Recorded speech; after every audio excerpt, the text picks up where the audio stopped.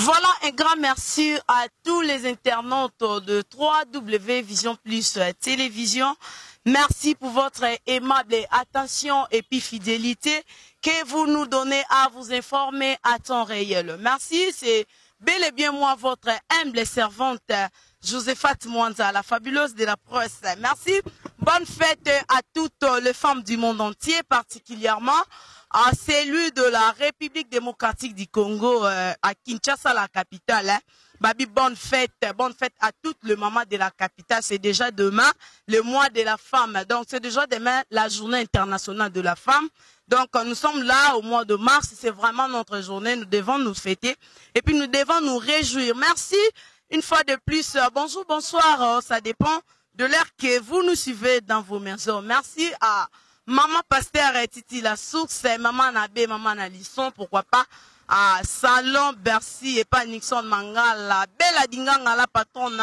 Bon séjour ici à Kinshasa. Merci à Raphaël Walukonka, pourquoi pas à Olivier Vicou, les caméramens puissants. Merci pour la disponibilité.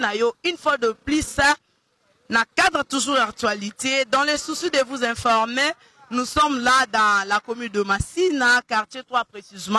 Oh, Binonion, surtout Boyebi. Donc, nous sommes là dans Nzela, Raï, autrement dit, Nzela, Oezakaya. Chemin de fer, c'est vraiment honteux. Et puis, passe Namawa.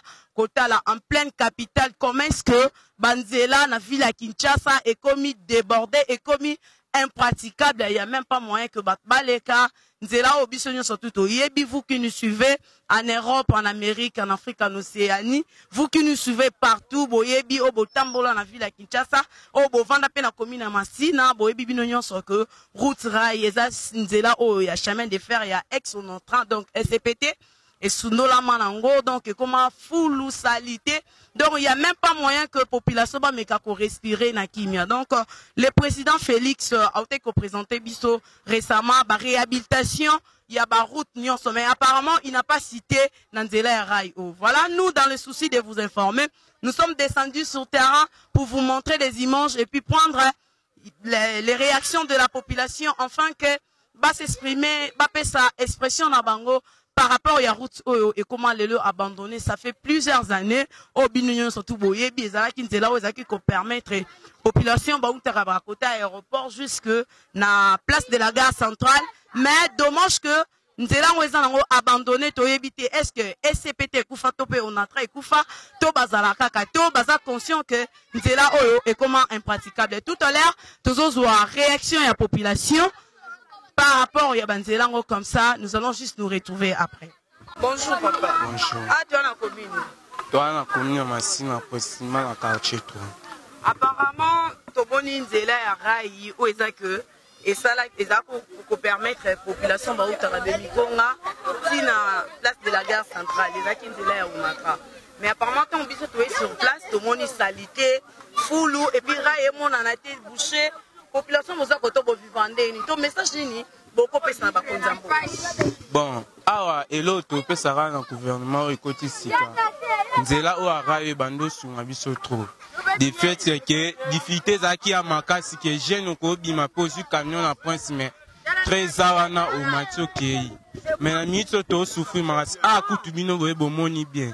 Mais ceux qui voulaient no ki susu. Donc il dégage makasi même bato ba moto ba quoi. Et on te sing à la président Fati, Amika rejoint le nom KO, non, Bisoto Zanangwa. Ah, tout le monde on a très good à quitter sur ma moto, bah, train, tu es battu sur Kenda Rapi. Donc, président Abanano, tant à l'Osavanzila, à taille la Bisopé KO, donc train, et bando sur ma Bisoma, cassé, pelo dans le bain. Ok, merci. Papa Awat, Mbote maman, na zone à Massina, na quartier 3. Impression les années par rapport à Nzela Rayo, Bozote Calcola, Salité, population baza quelque part baza ba pembeni salité botamira emona na te okopesa ba mebamba konza mboka message ba konzi ba ko kipe biso te ba ko mona biso pamba pe mboko oyo pe tozali esu na mokonzi te totikali kaka ba peuple na ba peuple me mboka salité tozali likolo ya fulu tokolala likolo ya mai moye eza te kolia ekomi biso pasi makambo nyonso pasi moye eza te tozali esu na kini te ata na bamboka eza boyo te me bakonzi bakokipe biso te mbongo na bango na baposhi biso bapeuple tokomona mpasi tala rai ndenge ekomi tala onatra ndenge akufi moto abomi onatra kaka ye biso tozali na mposa babongisa biso rai soko babongisi biso rai tosepeli na mokonzi wana lekola bakobongisa biso rai te tokosepela na biso na bango te. Ok, merci. Bimakasi bakonzi eske bazomona te makambo eleka na mboka tala salite boye ebele ya salite boye na mboka boye eza kitoko te totika babiloko babongisa nde nzela ezala malamu faciliter bato na makambo nyonso. Ok, merci. Papa, bonjour. Bonjour, madame. Bon, précisément, tout ça, la Massina, na quartier D. Quartier 3, na Moulondo. Ok, impressionné, Zanini, par rapport à Nzela Rai, oh, Nengelele, commis salité, c'est combien pratique? Maman, makambo, to lobby, en to lembi. Nzela, tozo, bate, bakonjambo, so, bate, à l'Arabiso. Talande, tozo, tamboula.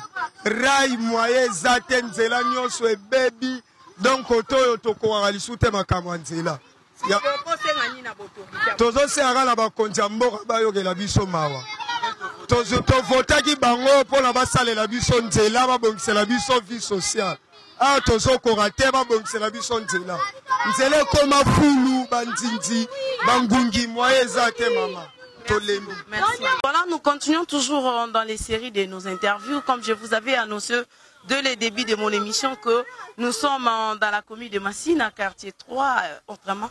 Dans le quartier 3, vraiment, nous sommes descendus sur le terrain pour vous montrer comment est-ce que Nzela Yarai, Toperutira, Ndenge et comment Oezaki, ancien Nzela, il y a SCPT Onatra, Oezaki qui permettre les trains et chemin de fer et l'ongwa des aéroports anti jusqu'à la place des gares centrales. Et puis, et d'aki population, Mingo Bazakana, coin, pour pas comme ville, c'était vraiment la moins cher. Pas si, Pemawa, Tokoumi sur terrain, Tomoni, comment est-ce que maman Bazote Kalikola, Basalité, comment est-ce que la population baza ko souffrir na ba maladie et belé. Voilà, tu continues toujours dans la série. Bonjour papa. Bonjour. Impression na ezanini par rapport au Nzela Rai ndenge komi, lelo komi salité au bisonyo to yebaka que Rai ezala kan Nzela mo ya propre ezaki ko permettre mutu soit en mon ma boulevard te na facilité à cause wa train en comité ville. Et puis mais au pesa ba konza mboka message ni. Pour na pesa ba konza mboka message ezali ka telecom ndega te. Batala banzela ndenge zali ko beba to bani na boulevard ti koto banzela mike bon bazali kotala un jour pour mabe ba ko visiter Rai ceux qui ba bomisi nzela ils ont kama bien tout le monde a contribué bazo les rappels banzela minene nde banda leka na bakulumba nde bomisi kulumba nde pe ba ko bomisa ba de ça minene nde tikara yo ai de ça minene to dans le monde ba contribué na Rai awa. Est-ce que bourgmestre ya commune à Massina déjà à sala descendement sur terrain que à visiter Banzela. Tu vois, moi, la gomme, ça m'a roté. Biso, la scène, tout ça, quand il y a bon ça, il m'appelle à Raya. Ah, boyeto bon ça. Biso, moi, il est tout ça, na bon ça. M'appelle à Raya, Rito, Racham, ma bangawana, Baba, na juka vote. Net vote si, mais tu vois, moi, on souhaité. La 2020, net au monde à Bango. Est-ce que c'est normal?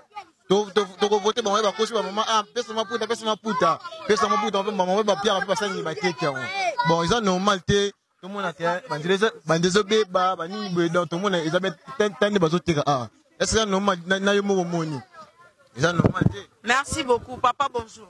Bonjour on est konanga moi si bon toi commune à Massina na kawa et ça c'est toi bon botala na image il y a des gens qui comment bon a évité pour la image mboka oyo et comment le quoi mboka fulu nda yeba ke note za na fulu na timate to na payer merci tala kuna garçon tala kuna naloba bapwelele nayeba te so tozala gouverneur to gouverneuse ta nzela rai ku tobosanango soki kuna ji ekoma na baluba eske pena bakonzi ya mboka oyo balia ya mbongo eske bayeba kobia bayeba te Est-ce que maman pour vous mettre sa commune déjà hier? wakudu mboka che esalama na commune mobimba soningo za bukumesa fauta na commune abino me yeba che ko tende kwa kimbuta Mais Kimbuta nous baza gouverneur de la ville sortant. ya gizengi omoninga senga pena batia gouverneur na ebita poku soningo o diriger commune fozala mutu obotami na commune wana esala mabongo o bauta bandeko na bango bazwi bango batie bango na commune toyebi ata bango place bauta te mapangu na bango place babotama toyebi te place bauti toyebi te bakomi babourgmestre tala quartier na biso de bebe tala quartier camion eleka esu te ata moto apambeleka te mais biso tout le monde va moto sur l'école va moto les garçon l'exa moto ana bon bamona filme ata moto apambeleka te yango to telemera Félix Lewa komi président de la République abongisa biso musala aluka biso ba gouverneur o bana valeur o ba koyeba obongisa mboka et puis beaucoup messe o bachaka il faut za beaucoup messe botami na commune na bango to mona ngo jamais beaucoup messe moko botami na commune moko libanda bocha ke na ko magouvernement masina et salama na mboka te to mona ngo na Congo comprendre yangona eloko aloba yangwana merci beaucoup babo so comment on a dans longo Saddam Nyamazamba Shadai ok Shadai longo Saddam Nyamazamba Shadai merci beaucoup on comment là merci Toya deuxième tour. Ok voilà merci beaucoup très fidèles amis internautes de 3W Vision Plus Télévision. Je pense que vous avez tous suivi les interventions de la population, les habitants de la commune de Massina, quartier 3. Vous avez tous suivi. En tout cas, vraiment, c'est la honte de la part de notre gouvernement sortant. C'est vraiment une grande honte. En pleine capitale, vraiment, côté à la degré Banzélé, comme ça fait vraiment très mal au cœur. Merci beaucoup, Bandeko Balandia. Vision Plus, merci à Olivier Vikou, pourquoi pas à Maman Titi la Source, Maman Abbé, Maman Nalisson, Bella Dinganga la patronne. Merci à Raphaël Walconcord. Tout à moi, quant à moi, on se retrouve juste après, ou soit on se retrouve au prochain numéro. Nous serons là toujours au service de vous informer. Parce que vous informer, c'est notre devoir, raison pour laquelle on était descendu sur terrain pour prendre les points de vue de la population. Merci beaucoup, un grand merci, un grand coucou à vous, Zible Bayoka depuis Belgique. Merci, à nous revoir à la prochaine. Bye.